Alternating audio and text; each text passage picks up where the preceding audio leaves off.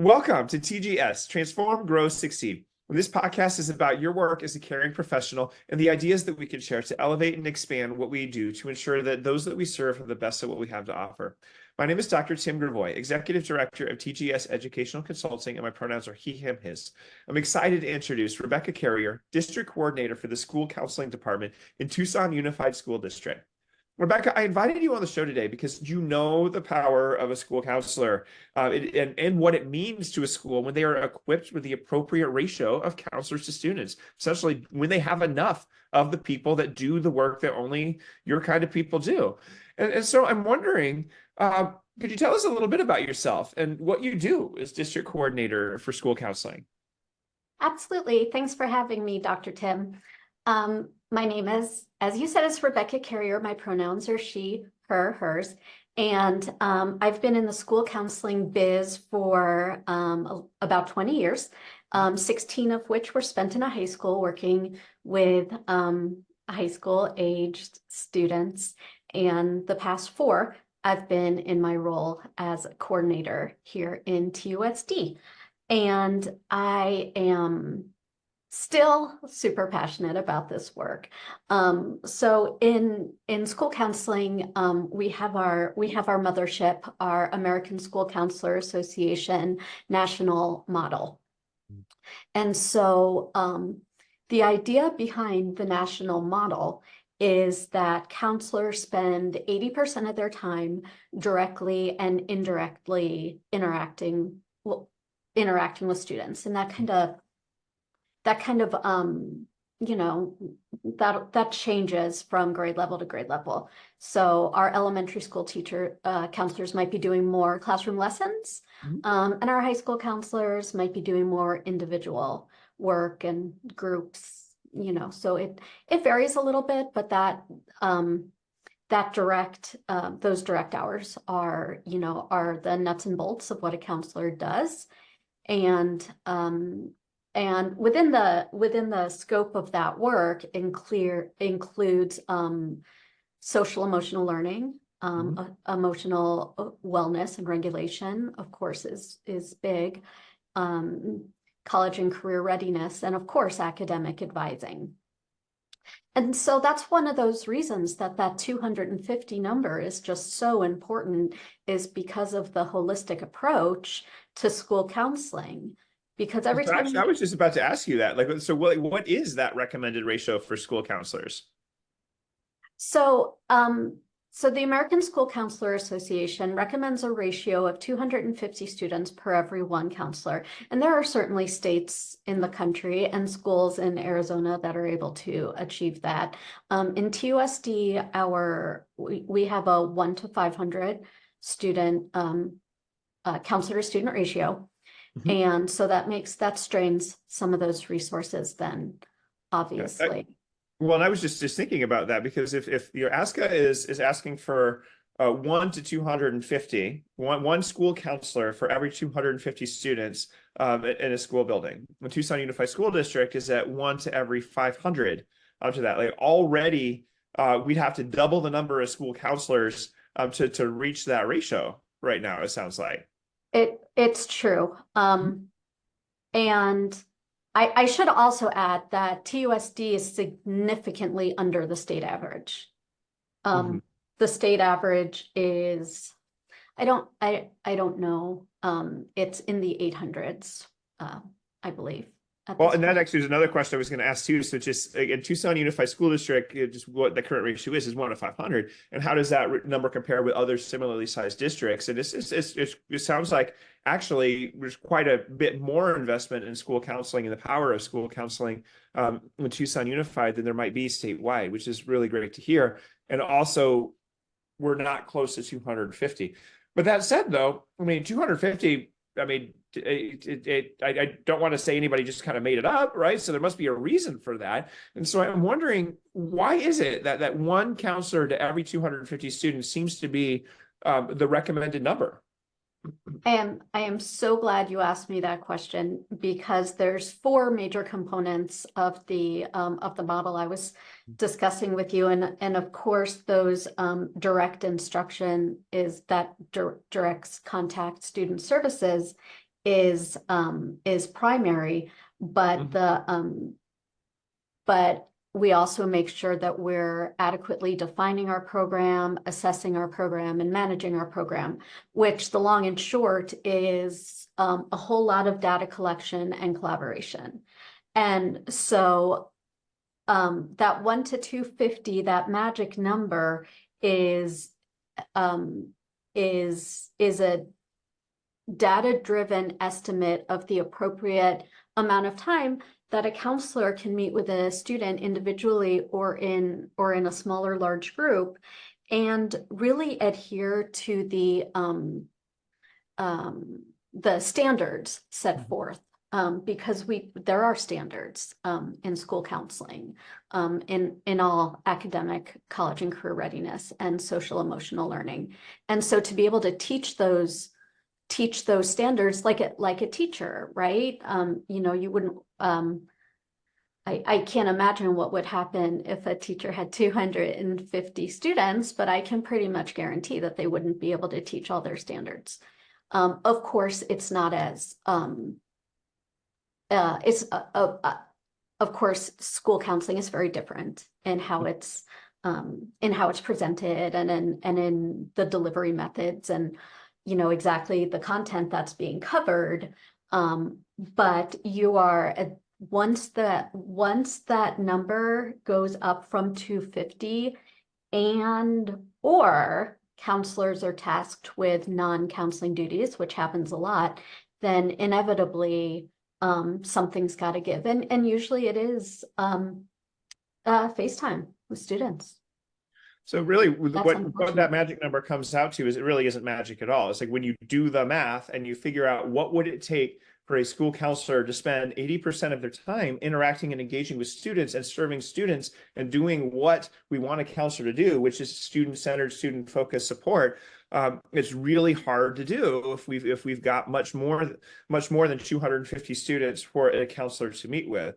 I'm kind of imagining like a lot of counselors who do the small groups and who do the one-on-one kinds of things. It's a lot harder to get to all of the students who need those groups if you've got like, I don't know, 251, but 500, that sounds like a lot. Or if you're at a school that's got like 600, students, that you have to get to be 1,000 before you get any help there. You said it better than I did. Well, no, I honestly, I think you said it, just paraphrasing your words, it makes a ton of sense right there. But if you want school counselors to counsel, you can't have much more than 250 students on that caseload realistically, per the model. And it sounds like Tucson Unified is closer to that than most other places in Arizona at twice that ratio, which I just think is kind of important. So I'm wondering then, maybe I kind of ask this question a different way. So given that right now you've like 1 to 250 isn't there, what do you think might be different for schools if we could just wave a magic wand and equip every school in your district that you know so well with the right amount of skilled counselors? Like what changes? So what changes is the level of access that individual students are able to receive. Mhm. So I so in education, we support students basically on 3 levels where we can support the whole student body, students that need some targeted interventions, and then students who need more intensive interventions. And so what we're seeing a lot of now is that tier 1 level. Counselors are primarily focused on, well, I should say tier 1 and then to a lesser extent tier 3, because it's like when we have a chance, we're reaching the whole student body, but when we don't, we're in crisis mode. And there's a lot of crises to be had now. You know, a lot of our counselors spend a lot of their time doing interventions on students who are having suicidal ideation or are self-harming or are just really lost. Yeah, and in my brain, I'm Yeah, almost like this, just thinking of that counselor who is on their way to do the whole class lesson in elementary school, because that's where my background is an elementary school principal. And that's where I know most of my counselors. at USD, or the elementary counselors that I had the absolute privilege to get to know. I have some amazing colleagues in that way.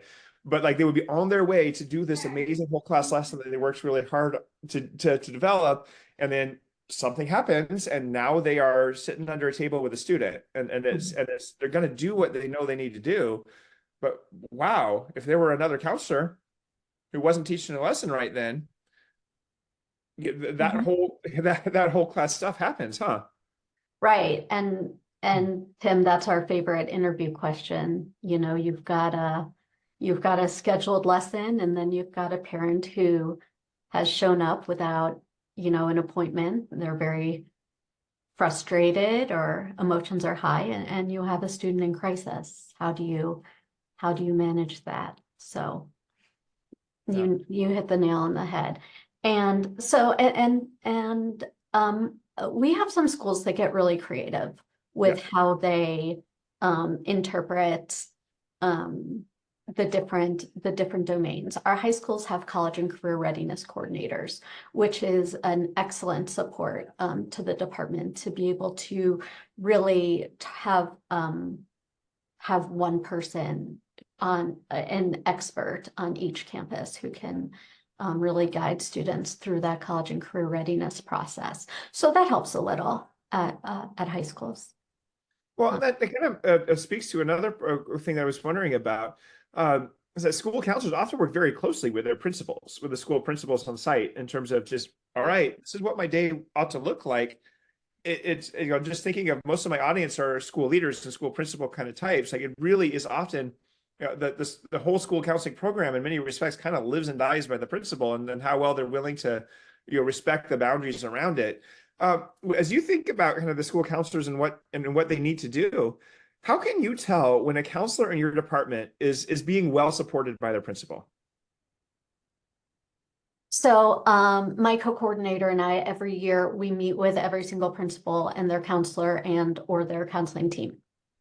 And we talk about our expectations through the counseling department, their site goals, the counselor's professional goals, aligning them with the site goals and whatnot.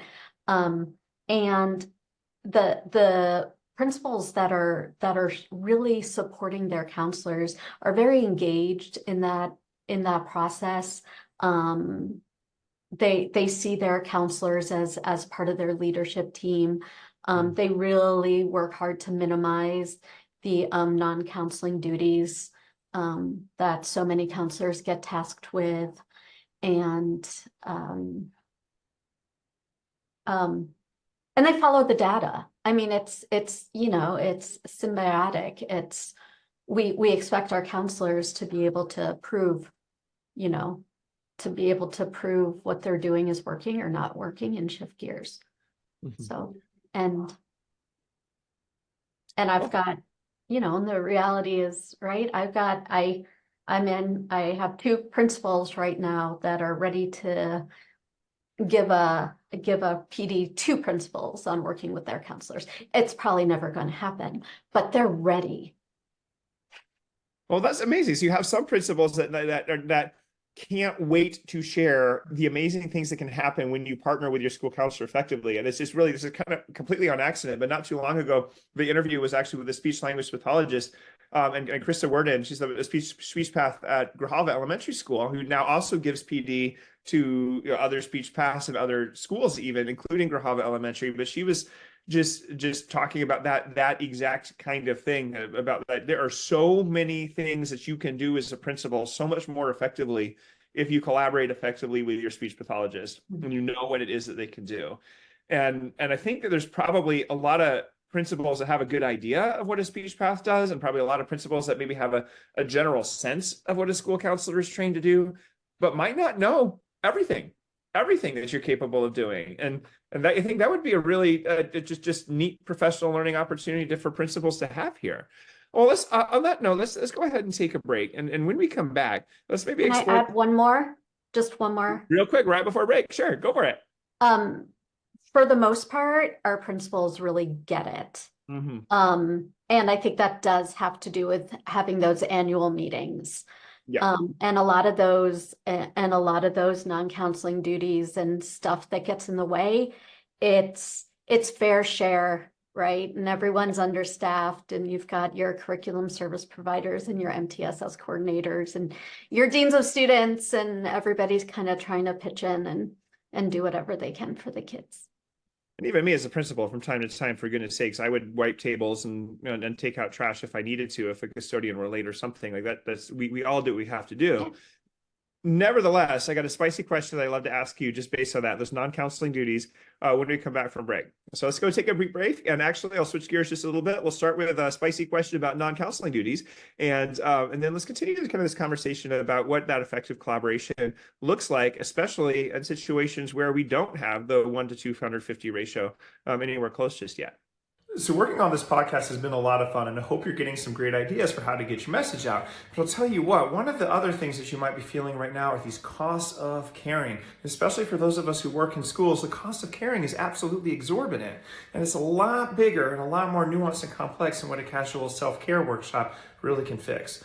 Now, I've got an online course like many other folks, but I'll tell you what, for $37, I'm going to tackle these issues directly, giving you the strategies that you need to overcome compassion fatigue, overcome secondary traumatic stress, to overcome burnout, and really address these root causes of moral injury by stepping into your power and using some strategies that anybody can learn.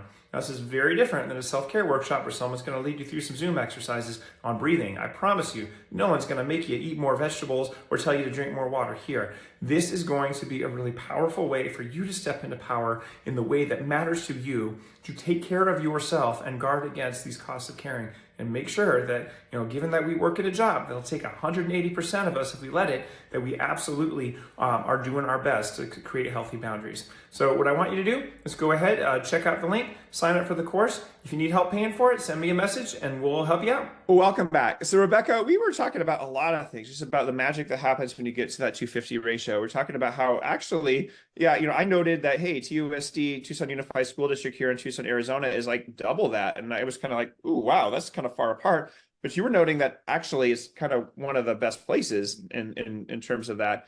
How would you see just supporting counselors in Tucson Unified School District as being different than perhaps other places in Southern Arizona? Well, first, let me say, if there was a counseling pool of professional school counselors chomping at the bit to get jobs, then I honestly, I think our ratio might be lower. But that's not here or there. So TUSD is the only school district I'm aware of in Southern Arizona that has actually adopted the American School Counselor Association national model as part of its curriculum. And for example, this year, all of our counselors that were losing funding under ESSER grants are now being funded by the district. Anytime an opportunity comes up to support the wellness of our students, the mental wellness, our leadership team, school board superintendents are very quick to recognize that that's a counselor's area of expertise, and looking at what supports they can put into place for school counselors to be able to maximize their time with students. And so you absolutely then, and so I just want to be clear too, because I said something in a way that was like, I was kind of shocked by that. Wow, like the local district to me is about like at a place that's about twice as much as what the recommended ratio is. Also important to note is that there's a giant chunk of change that was funding a whole bunch of counseling positions that Tucson Unified decided that they were gonna find some other way to fund and maintain those positions and maintain the ratio at what it was, rather than letting that ratio skyrocket even higher than that. That you have support from your school board, support from your superintendent, anytime students need what only a skilled counselor can do. You found that your department is just really well supported. And so I just thank you. I also want to highlight that too, is that the reason why we're not at a 1 to 250 ratio isn't because your district doesn't want that to be the case. It's because there's factors that are very much outside of what you and I can wave magic wands today and solve that are making it really, really tricky and hard to do. We were also talking a little bit about just those non-counseling duties that as you said, everybody in a school. I don't know anyone in a school who only does what their job description says. We are all ready to do what we need to do to help kids. As a school principal, I wipe tables, I've taken out trash, I have been a crossing guard even. There's some really precious pictures of me doing that, for goodness sakes. Like whatever we need to do, we'll do. And our school counselors are just amazing caring professionals who are always ready to jump in and do those things too. That said, all those non-counseling duties do pile up, and we're already at 1 to 500 in terms of our ratio, and we want to maintain that direct student support as much as possible. In your view, what might you say is something that counselors often find themselves doing that you would say is absolutely not a counseling duty and really needs to be done by someone else whenever possible? Oh, boy, that's a tricky one. There are a couple answers, and there's Okay. there's a distinct answer differentiation between elementary and upper grades. Because for elementary, what we see happening a lot is that when teachers are doing professional learning, counselors are covering their classes. Hmm. And they're teaching counseling curriculum. They're doing good stuff, but they're also missing out on that opportunity for professional learning, which is unfortunate. And and they're oftentimes the only one at their school.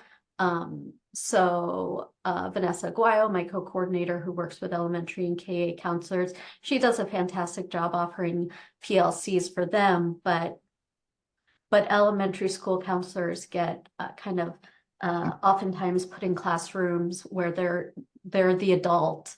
They Mhm. are, and that's fine. They're certified, but they can't respond to a crisis. They can't engage in professional learning. So that's the elementary school struggle. Just real quick, does that happen in elementary schools usually when like the grade level team is meeting for Yeah, like yeah. some learning communities? So okay, so that's one of the things that is really tricky is that we um, very often kind of need to use magic time. And I remember having this conversation as a principal with my supervisor once of I do not know how to get 5 grade level teachers together. I just don't know how to do that because there literally are no other adults available at that time. And the school counselor was just not somebody that I was willing to use for that purpose, just for lots of reasons. And so that's one of the things that happens at elementary schools then is that they're used to support professional learning community time. Mhm. There's a whole different interview about why we might not even need to do that. But well, that's a different interview on the YouTube channel. But in any case, what might that look like then at the I'm sorry. Well, and there's also duty, right? Yeah. But I always tell the counselors, everyone does duty, and it's your job to make your lunch duty, your bus duty, your hall duty, whatever duty it is. It's your job to make that a counseling duty. Because if you're given an opportunity to connect with students, to interact with them, um, then you can use that time to get to know them a little bit, ask them about things at home, ask them about, sports they play or their Getting friends. to know students at a level just because we're literally there together. It may as well be useful time if we make it that way. And so we can't think of it that way as well. And that happens at elementary schools and probably at middle and high schools Yeah, as that's well. K-12. As the K-12 kind of thing. Well, you were also thinking that at perhaps at middle and high school levels that there are also some non-counseling duties that really could be done by somebody else, and if would allow counselors to be more responsive to the best that they can do for students. So the biggest misconception, I will say this as I will confidently state that the biggest misconception about school counselors in this country is that they should be generating and modifying student schedules. So that's very Middle and high school students, yeah, because doing data entry, which is what scheduling is not the same thing as academic advising. Should they be sitting there with students looking at the classes they've taken in the past, what they're currently taking, how they're doing, what that means for their future, what the next steps are? 100%. that's academic counseling. But being the person who sits there for weeks on end doing the physical data entry on the computer, that's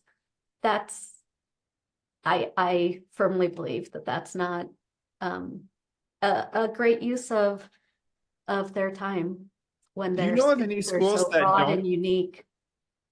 Do you know of any schools that don't have counselors doing that? I don't know of any. And isn't that amazing, Jeff? Just to think that we have skilled certified professionals with at the very least an undergraduate degree and very often advanced degrees, spending weeks every semester, perhaps every quarter, even essentially with data entry kinds of tasks. And it has to be done. Students can't follow a schedule if no one does it.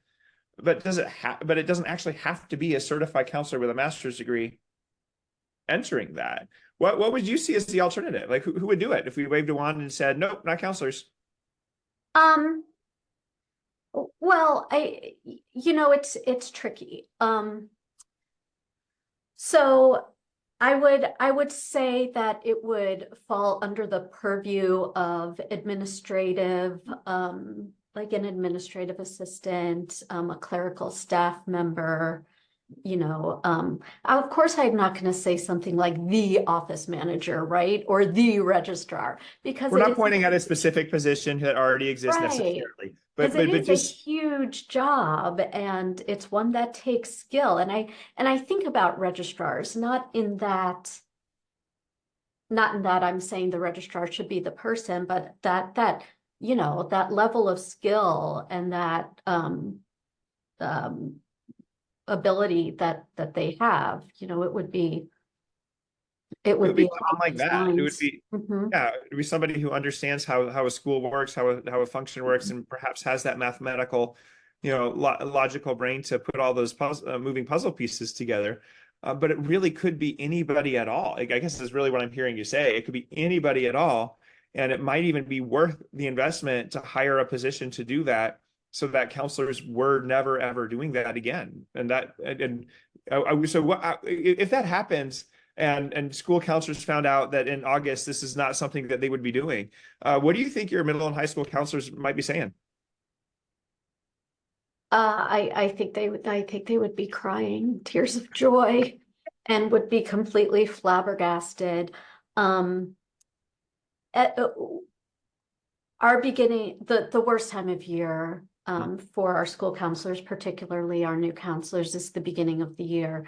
There's so much groundwork that needs to be laid on your campus, and with just getting to know the students, getting into the classrooms, making sure your students know who you are, what you do, being visible, all those things that they're just not doing now. Being able to close out the year with your returning students, knowing what their needs are, right, when they come back, and being able to immediately go into that mode of being able to run groups, being able to bring in appropriate curriculum and community members, to share expertise with students who need it. Identifying new students, that maybe are homeless or maybe, need something else from the community, from the school. So just thinking about that, all that time at the beginning of the year that's spent with scheduling, all that time at the end of the year that's probably also spent with scheduling, could also be spent with, okay, I've got all of these students that are going to be without my immediate support during that summer break. I want to be there for them right away when we come to August. Sorry, I will have to do 800 schedules. And then when 800 schedules are done, then I'll be available to help you. Or we could do a completely different way. We could have a completely different way of thinking about that, of thinking that really anyone could do this, and it might not really fall at all within what we think of a school counselor doing. I just love that you said that, because I had really wasn't sure what you might say, but because in my mind, and I'm just embarrassed to say this, I have a doctorate in education. I love school counselors. I think school counselors are amazing. I would have just assumed at any place that ever hired me as a principal at a middle or high school that, of course, the school counselor would be the ones to do the schedule. Never before today have I ever even entertained the idea that maybe somebody else could do that. And I just really think that's an exceptionally big value added, and just the reason why seems very clear too. Thank you. Thank you. All right. Well, and so here's another kind of related question to that. Is kind of not exactly related to scheduling necessarily, but one of the things that also happens to work out is that if you're at a school that has less than 500 students at it, in your district anyway, or just less than what a school district would have, you might not necessarily be working at that particular school full time. You might find yourself working at two sites, perhaps. Or actually, do you have any counselors working at more than two? Oh, no. And for the past, since ESSER funding, all of our counselors have been full-time. That's Okay. something else that's something else wonderful that TUSD has done, is that the elementary schools, even with, so many of our schools do have a lower ratio. I mean, I should say that the elementary schools up until there's stuff going on, but they've been able to have a full-time counselor the past few years, and then principals at other levels, including elementary school, they'll use other funding sources to bring down their counselor ratios that they have access to.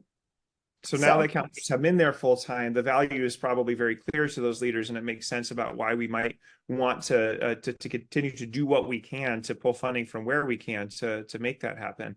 Which of course speaks to another reason why it's not just happening. It's just the budget to do it and the budget to support it has largely vanished with the ESSER funds going away, and the creativity required to support the counseling program in Tucson Unified anyways has been exceptional. It really sounds like. And so that's really great news to hear. So then great, this question about how to support your halftime counselor makes no sense in the district that you're in. So I think that's actually, we might have some again next year.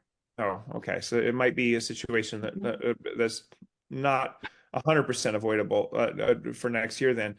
So then let's go ahead. I'll just ask it then. If you are a school counselor, and because there are probably lots of other listeners in other places that will have halftime counselors. If you are a halftime counselor and you're working at two different schools, how can they be their best counseling selves? Like, what would you recommend? Well,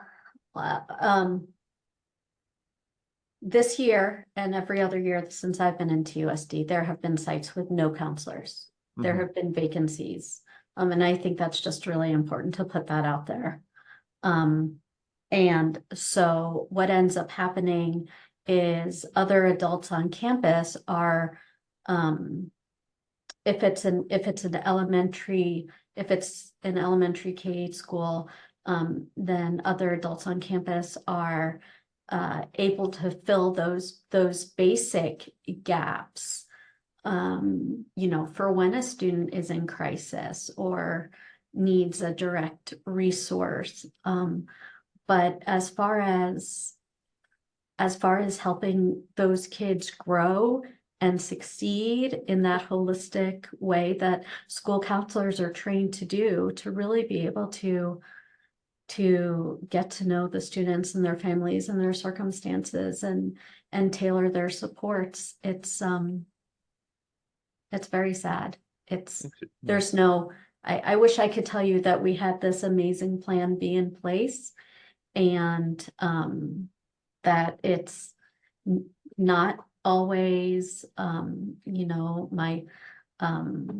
my co-coordinator or I rushing out to schools to do interventions, or hoping that a counselor at a neighboring school, that their principal will let them go help at another school. And when it's a crisis, they do. But when it's back to the funny thing is back to the scheduling, when we have a middle school or high school vacancy, then we are in the practice of paying other counselors from other schools extra duty in their own spare time, do schedules for those schools. So as it is, we have some elementary schools with no counselors at all, and so that's less of that's even more of an issue of, okay, well, how does a halftime counselor find themselves being the most effective? Yeah. So there's some schools that right now are filling in the gaps as best they can, but the fact is that as caring a school leader as I might want to be, I am not a certified counselor. I cannot do what you are trained to do in that same kind of way, and I appreciate you just highlighting that. So I guess that what I'm thinking about it here is that given that most counselors in Arizona, certainly, and many counselors, at least according to ASCA's most recent data, at least as of November, that was saying that, yeah, we were at a while ago, we were at 427 to 1 nationwide, and now we seem to be at 407 to 1 nationwide, is what ASCA said, and that may have changed recently, but that's the most recent data that I could find. It came. But we're nationwide, we're not even at 250. So most school counselors are practicing in a place where they've got more on their caseload than ASCA would recommend. So if that is the case for me, and I am at a place where my ratio is 1 to 500, even more, I'm just it's like, a classroom teacher when they're supposed to have 30, but they have 42, and you're just not going to be able to go about your work in the same way. What would you recommend solo school counselors in really big schools do and focus on? Because we can't focus on everything. So, like, what would you say? What would you like those counselors to be doing? So that's where that administrative partnership, of course, becomes so important. And I've got two completely different answers, right? The one is set hard boundaries for yourself, or you're going to hit a wall really soon. And that's hard. That's so hard for teachers and counselors and people with empathy in general to say no and to, make sure that they're putting their own wellness as a priority so they can continue to do what they need to do. So that's the one side of it. The other is I am always going to talk about mental health. I mean, it's Maslow before Bloom any day of the week. If that student is not feeling safe and supported, if they don't have that one adult on campus that they feel comfortable talking to, we're wasting our time. Yeah.